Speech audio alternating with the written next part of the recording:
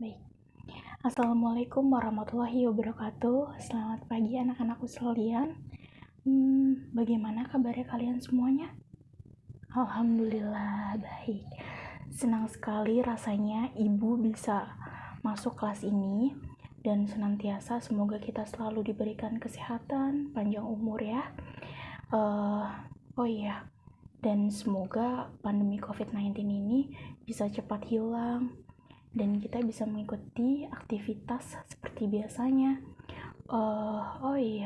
Jangan lupa ya anak-anakku sekalian, selalu jaga kesehatan, minum vitamin, makan yang bergizi supaya imun kita selalu sehat, ya kan?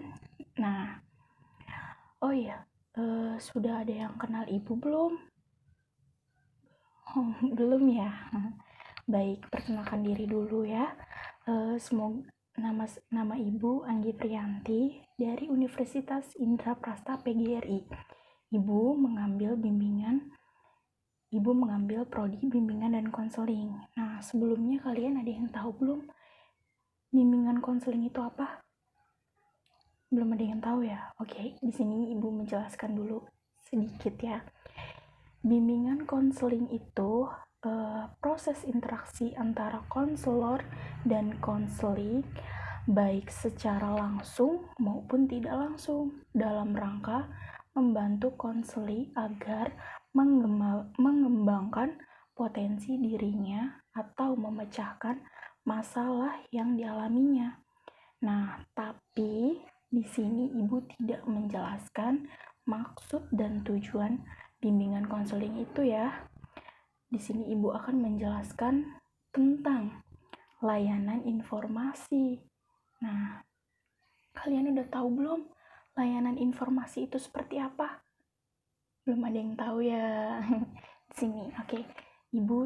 Ibu akan menjelaskan layanan informasi itu apa. Nah, layanan informasi itu yang membantu siswa untuk membuat keputusan yang bebas dan bijaksana.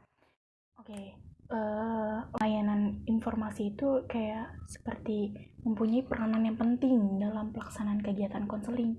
Itu sangat penting banget bagi kita semua yang ingin melakukan layanan konseling seperti itu, anak-anak. Nah, ada yang mau bertanya lagi tentang layanan informasi itu seperti apa? Oh, tidak ada ya. Oke, baik. Di sini Ibu akan menjelaskan tujuan tentang arti kesehatan reproduksi itu seperti apa. Nah, ini tuh sangat penting. Ini tuh peran penting banget. Reproduksi dalam remaja itu seperti apa? Nah, apakah kalian ada yang tahu alat reproduksi itu seperti apa? Oke. Jadi Ibu kasih intinya aja ya. Jadi alat reproduksi itu, Ibu akan menjelaskan tentang sedikit dari materi yang Ibu arahkan tentang reproduksi. Reproduksi itu seperti menunjukkan bahwa remaja merupakan populasi yang sangat besar dari penduduk dunia. Nah, sekitar 1/5 penduduk dunia itu adalah remaja. Nah, jadi perkembangan biologis dan psikologis remaja itu dipengaruhi oleh perkembangan lingkungan dan sosial. Nah, dari situ aja Ibu menjelaskan inti ilustrasi alat reproduksi remaja. Ada yang ingin ditanyakan? Oh, belum ada ya. Baik. Di sini Ibu akan menjelaskan tentang asas-asas.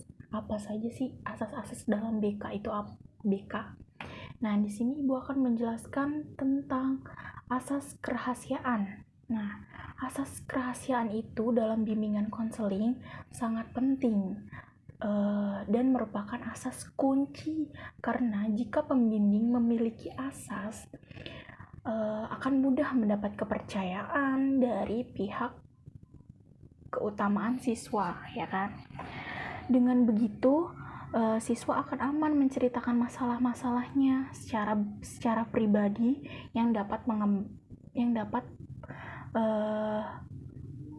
menghambat perkembangan mereka. Jadi asas kerahasiaan itu memang sangat penting banget dalam melakukan bimbingan dan konseling dari konselor itu sendiri. Nah, selanjutnya Ibu akan menjelaskan tentang asas keterbukaan. Oke, dalam pelaksanaan bimbingan dan konseling harus ada saling keterbukaan, baik dari klien, konselor, atau dari pihak-pihak yang bersangkutan, agar masalah yang sedang dihadapinya cepat terselesaikan. Dan di sini Ibu akan menjelaskan tentang asas kegiatan. Nah, asas kegiatan itu apa sih? Ada yang tahu nggak? Oke, di sini Ibu akan menjelaskan ya. Asas kegiatan itu dalam proses bimbingan konseling, terkadang konselor memberikan tugas yang harus dikerjakan oleh klien, karena bila klien tidak melakukan kegiatan tersebut, maka usaha bimbingan tidak memberikan hasil yang berarti. Oleh karena itu, untuk mencapai tujuan bimbingan, klien harus mampu melakukan kegiatan tersebut. Sedangkan konselor hanya berusaha mendorong agar klien tersebut mampu melakukan kegiatan yang ingin diperolehnya. Dan selanjutnya Ibu akan menjelaskan asas kenormatifan. Oke. Asas kenormatifan itu, usaha bimbingan dan konseling harus sesuai dengan norma-norma yang ada sehari-hari. Jika masalah yang dihadapi siswa adalah masalah yang melanggar norma, maka konselor harus mengarahkan siswa ke yang sesuai dengan norma yang berlaku. Ada yang ingin bertanya tentang asas? Oh, tidak ada. Baik, oke, terima kasih. Oke, baik. Di sini kan Ibu sudah menjelaskan tentang asas dan menjelaskan juga tentang bimbingan konseling itu seperti apa, menjelaskan tentang layanan informasi itu seperti apa, dan menjelaskan juga tentang topik yang ingin Ibu sampaikan. Baru intinya ya. Dan di sini Ibu akan menjelaskan secara detail tentang alat reproduksi remaja itu seperti apa, dan definisinya itu seperti apa, dan manfaatnya itu seperti apa, positif dan negatifnya itu seperti apa ya anak-anak. Sebelum melakukan kegiatan tersebut, alangkah baiknya kita berdoa terlebih dahulu. Ayah, baik, berdoa dimulai.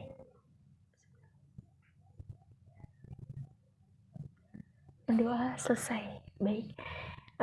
Di sini Ibu akan menjelaskan tentang arti alat reproduksi itu seperti apa. Nah, oke, baik. Ibu akan menjelaskan tentang alat reproduksi itu seperti apa. Di sini dari WHO ya, sekitar 1/5 dari penduduk dunia adalah remaja. Nah, sekitar 19 juta berada di negara sedangkan yang sedang berkembang.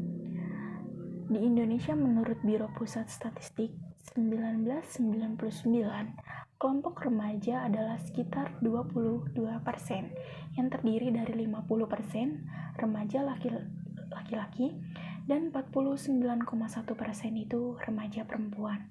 Nah, masa remaja merupakan masa peralihan antara masa kanak-kanak dan masa dewasa, yang dimulai pada saat terjadinya kematangan seksual.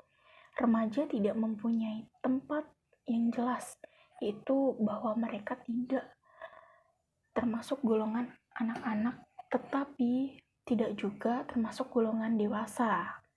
Nah, perkembangan biologis dan psikologis remaja itu dipengaruhi oleh perkembangan lingkungan dan sosial. Nah, di sini Ibu sudah menjelaskan tentang perkembangan dari alat reproduksi pada remaja. Nah, ancamannya itu seperti apa? Nah, ancamannya itu bisa HIV dan AIDS, menyebabkan perilaku seksual dan kesehatan reproduksi remaja muncul ke permukaan. Nah, perkiraannya itu 20-25% dari semua infeksi HIV di dunia terjadi pada remaja. Demikian pula kejadian PMS. Yang tertinggi adalah remaja, khususnya remaja perempuan. Oke. Dan di sini Ibu juga akan menjelaskan tentang definisi reproduksi remaja. Apa sih definisi reproduksi remaja itu? Nah, di sini ada 3 definisinya. Kesehatan reproduksi remaja atau adolescence dan masa remaja. Nah, kesehatan remaja itu suatu kegiatan sejahtera fisik, mental, dan sosial secara utuh.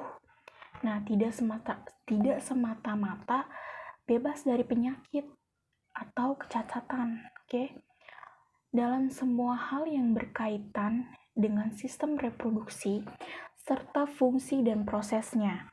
Nah, remaja atau adolescence, maaf kalau Ibu salah menyebutkannya, yaitu berasal dari Latin adolescere, yang berarti tumbuh ke arah kematangan. Nah, kematangan itu apa sih? Nah, kematangan itu bukan hanya kematangan fisik aja, tetapi juga kematangan sosial dan psikologisnya. Nah, terakhir, masa remaja. Masa remaja itu masa transisi, ditandai oleh adanya perubahan fisik, emosi, dan psikisnya. Nah, masa remaja adalah suatu periode masa pematangan organ reproduksi manusia dan sering disebut masa peralihan. Masa remaja merupakan periode peralihan dari masuk kekanak-kanakan ke masa dewasa. Nah, tahap remaja itu seperti apa? Nah, tahap remaja itu kembangan menuju dewasa, ya kan? Berdasarkan kematangan psikososial dan seksual, semua remaja akan melewati tahap-tahapan berikut. Nih, tahapannya itu ada 3 macam. Masa remaja awal atau dini, masa remaja pertengahan, masa remaja lanjut. Nah, masa remaja awal atau dini itu umur sekitar 11-13 tahun. Nah, ciri-cirinya dia ingin bebas, lebih dekat dengan teman sebaya, mulai berpikir abstrak, dan lebih banyak memperhatikan keadaan tubuhnya. Jadi kayak dia tuh berpikir atau ingin ingin menjadi lebih dewasa gitu, ingin terlihat lebih dewasa gitu.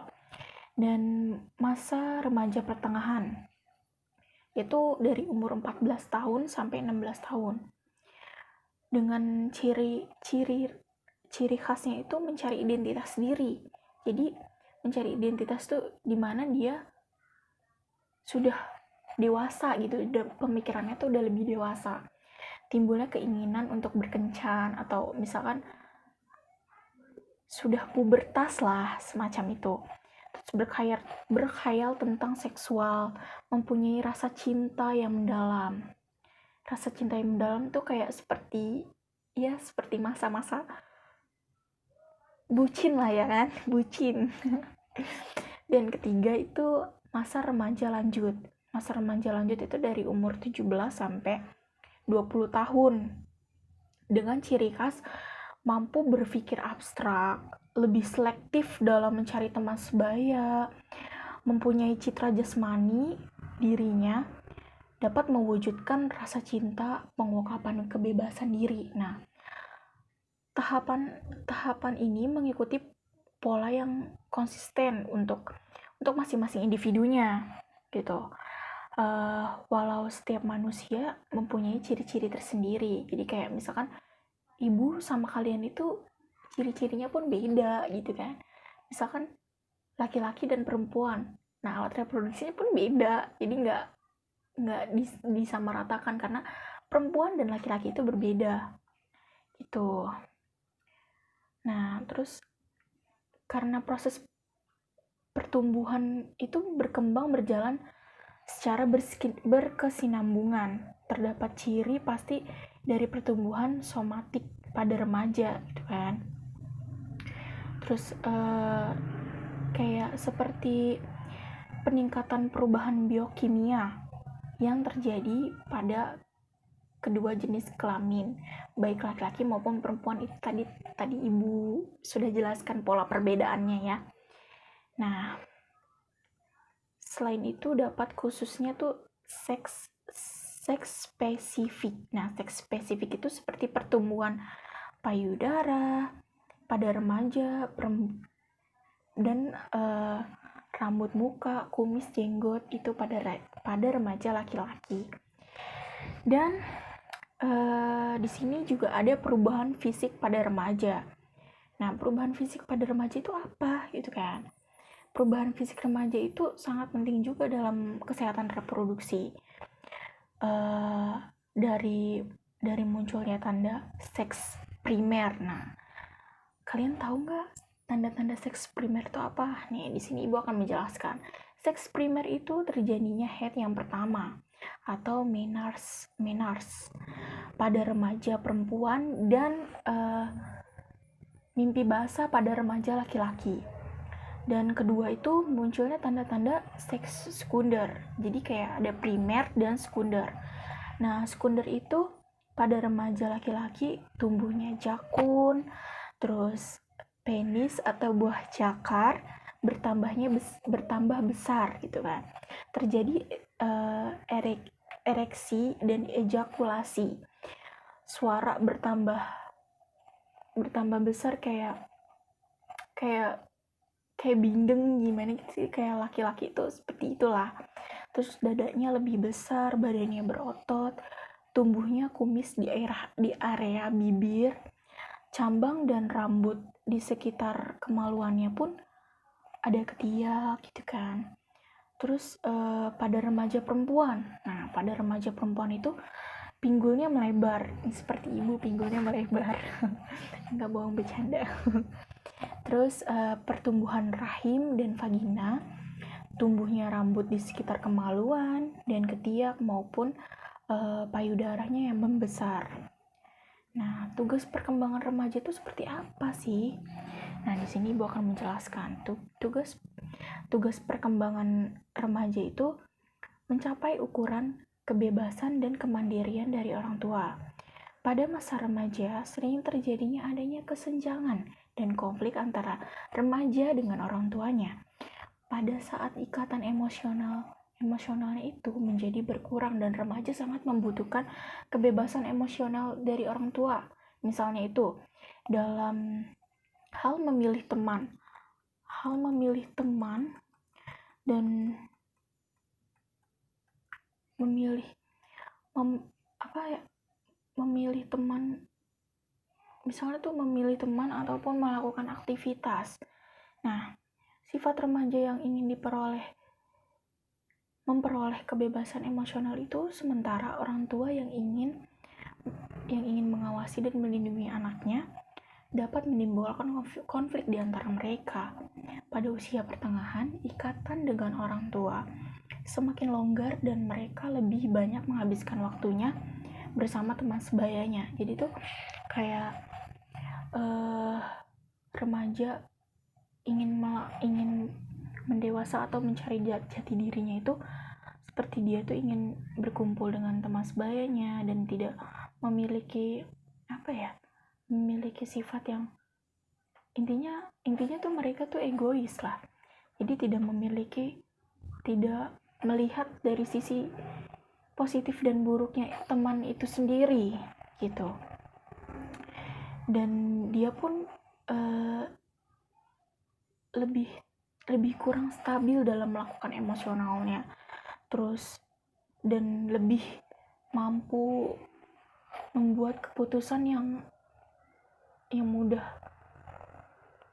baik itu negatif atau positif. Nah, terus selanjutnya itu membentuk identitas, tercapainya integrasi diri dan kematangan pribadi. Nah, proses pembentukan identitas diri itu prosesnya yang panjang dan kompleks, yang membutuhkan kontinuitas dari masa lalu, sekarang, dan yang akan datang dari kehidupan individu. Dan hal ini akan membentuk kerangka berpikir untuk berorganisasikan dan mengintegrasikan perilaku ke dalam berbagai bidang kehidupan. Jadi remaja itu akan mencari jati dirinya dari berbagai bidang kehidupan. Dia akan memilih-milih teman, misalkan teman yang baik mana, teman yang buruk mana, gitu. Nah, masalah kesehatan remaja ini yang paling penting dan sangat paling penting. Nah, kesehatan remaja itu pendidikan reproduksi remaja itu belum sepenuhnya mampu mengatasi problem real yang dihadapi oleh remaja itu tersebut. Nah, di sini fakta masalah terkaitnya seksualitas dan kesehatan reproduksi itu masih banyak yang dihadapi oleh remaja. Nah, masalah-masalahnya itu kayak pemerkosaan. Kejahatan pemerkosaan ini biasanya juga banyak sekali modusnya. Korbannya tidak hanya remaja perempuan, tetapi juga laki-laki atau sodomi ya. Nah, remaja perempuan ini rentan mengalami pemerkosaan biasanya oleh sang pacar. Misalkan karena dibujuk dengan alasan untuk menunjukkan bukti cintanya. Padahal tuh sebenarnya bukti cinta itu tidak harus menunjukkan atau memberikan rasa kehormatan perempuan itu. Nah, di sini Ibu akan menjelaskan lagi yang kedua itu free sex. Jadi seks bebas yang dilakukan antara pasangan atau pacar yang berganti-ganti. Seks bebas itu pada remaja ini di bawah usia 17 tahun. Secara medis, selain itu dapat membesar kemungkinan terkena infeksi menularnya seksual dari virus HIV dan bisa juga menyebabkan AIDS. Juga dapat merangsang tubuhnya sel kanker pada rahim remaja perempuan. Sebab pada remaja perempuan usia 12-17 tahun mengalami perubahan aktif pada sel dalam mulut rahimnya. Selain itu, seks bebas biasanya juga dibarengi dengan penggunaan obat-obat larang dari kalangan remaja, sehingga hal ini akan semakin memperparah persoalan yang dihadapi remaja terkait reproduksi ini. Ketiga, kehamilan yang tidak diinginkan. Jadi hubungan seks pranikah di kalangan remaja itu didasari pula oleh mitos-mitos seputar masalah seksualitas. Misalnya saja nih, hubungan seksual dengan pacarnya merupakan bukti cinta. Tadi kan Ibu sudah menjelaskan yang awal itu juga. Atau mitosnya bahwa berhubungan seksual hanya sekali tidak akan menyebabkan kehamilan. Padahal hubungan seks sekalipun hanya sekali gitu kan, juga dapat menyebabkan kehamilan selama perempuannya itu di masa yang sedang subur. Dan keempat, semoga kita juga dijauhkan ya dari seks bebas atau seks hamil di luar nikah, karena dalam agama kita pun, di Islam pun tidak diizinkan untuk melakukan hubungan intim yang belum nikah gitu kan. Dan keempat itu aborsi. Nah, ini kalangan aborsi itu sudah melonjak meningkat dari tahun ke tahun. Nah, aborsi itu merupakan keluarnya embrio atau janin dalam kandungannya sebelum waktunya. Aborsi pada remaja terkait KTD biasanya tergolong dalam kategori aborsi provokatus atau pengguguran kandungan yang sengaja dilakukan. Namun begitu juga keguguran terjadi secara alamiah atau aborsi spontan gitu kan. Hal ini juga terjadi karena berbagai hal, antara lain yaitu kehamilan yang tidak disengaja maupun disengaja itu walaupun kita belum nikah pun tidak boleh dan tidak disahkan gitu kan. Nah, terus berdampak juga bagi kesehatan kita dan tidak menunjang untuk melangsungkan kehamilan itu juga. Jadi kalau misalkan umur 12 hamil di luar nikah, itu alat reproduksinya pun juga tidak mencakupi gitu kan. Nah, ini perkawinan dan kehamilan dini. Nah, nikah dini ini khususnya untuk terjadi di pedesaan gitu kan, dan di beberapa daerah dominasi orang tua biasanya masih kuat dalam menentukan perkawinan anak. Dalam hal ini remaja, perkawinan anak perempuannya gitu kan. Jadi saya salah ngomong, maaf ya. Alasannya terjadinya pernikahan dini itu kayak itu pergaulan bebas, hamil di luar nikah, jadi dan ya terutamanya alasannya itu alasan tentang ekonomi atau fisik maupun biologisnya pada remaja, dan sepertinya tidak cukup untuk matang untuk melakukan pernikahan dini. Dan terakhir itu infeksi menularnya seksual dan penyakit menularnya seksual kayak HIV, AIDS. Nah, IMS itu sering disebut juga penyakit kelamin. Jadi kayak yang ditularkan melalui hubungan seksual itu. Sebab IMS dan HIV sebagian besar menularnya melalui hubungan seksual, vagina, mulut maupun dubur. Nah, untuk HIV itu sendiri bisa menularkan dari transfusi darah atau hubungan seksual, dan atau juga narkoba gitu kan, bisa mencangkup dari itu semua. Misalkan kalau soal narkoba itu kan ada yang suntik gitu kan. Nah, terus dia tuh yang satu itu mempunyai penyakit HIV.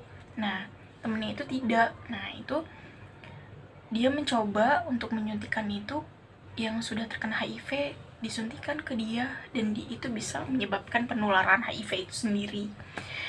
Nah, lalu dampak yang ditimbulkan itu juga sangat besar, melalui dari gangguan organ reproduksi, keguguran, kemandulan, kanker leher rahim, hingga cacat pada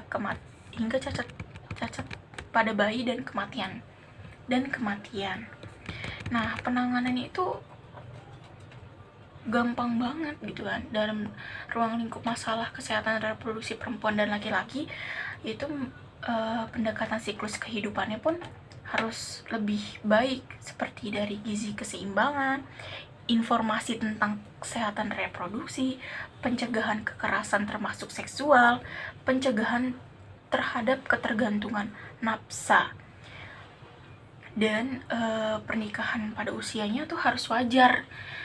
Sebenarnya tuh tingkat kematangan pernikahan di perempuan itu dari umur 20 ke atas ya, dan pendidikan dan peningkatan keterampilan, peningkatan penghargaan diri, dan peningkatan pertahanan terhadap godaan dan ancaman itu sendiri.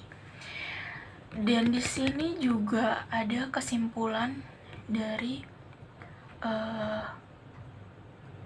kematangan seksual dan terjadinya perubahan bentuk tubuh sangat berpengaruh pada kehidupan kejiwaan remaja itu. Keterbatasan akses dan informasi itu sangat kurang.